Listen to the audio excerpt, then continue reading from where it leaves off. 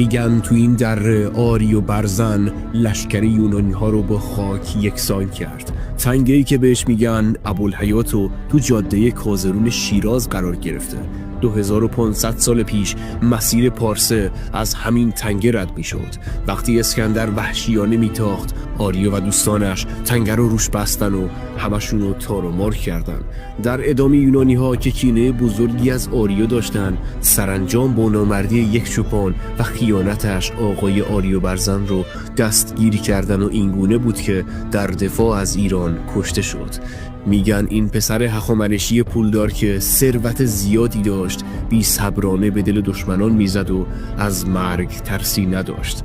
یادت نره به افتخار این سردار ایرانی و تمام افرادی که در راه وطن جونشون رو از دست دادن این پست رو لایک کنی و غیرت خودتو نشون بدی.